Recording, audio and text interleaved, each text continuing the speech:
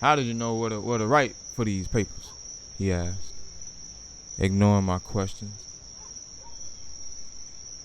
A friend of mine sells them. He gave me the address. Is this friend of yours a white man? No, sir. He's colored. Well, why you asking me all this? He did not answer. He was sitting on the steps of his front porch. He rose slowly. Wait a minute right here, son. I want to show you something. Now, what was wrong? The papers were all right. At least they seemed so to me.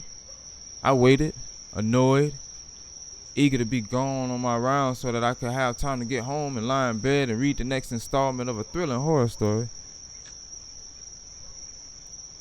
The man returned with a careful, folded copy of the newspaper. He handed it to me. Did you see this? He asked, pointing to a lurid cartoon. No, sir. I said, I don't read the newspaper. I only read the magazine. Well, just look at that.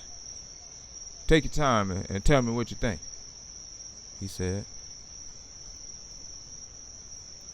It was the previous week's issue, and I looked at the picture of a huge black man with a greasy, sweaty face, thick lips, flat nose, golden teeth, sitting at a polished, wide-topped desk in a swivel chair.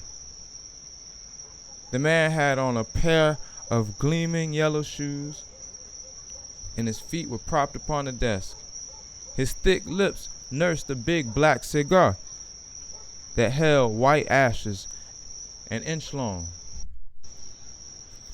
In the man's red dotted tie was a dazzling horseshoe stick pin, glaring conspicuously.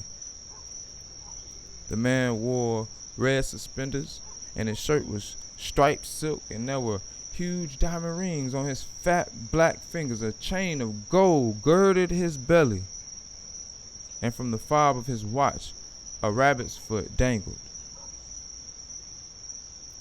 On the floor at the side of the desk was a spittoon overflowing with mucus. Across the wall of the room in which the man sat was a bold sign reading, "The White House." Under the sign was a portrait of Abraham Lincoln, the features distorted to make the face look like that of a gangster. My eyes went to the top of the cartoon, and I read, "The only dream of a nigger is to be president and to sleep with white women. Americans, do we want this in our fair land? Organize and save white womanhood."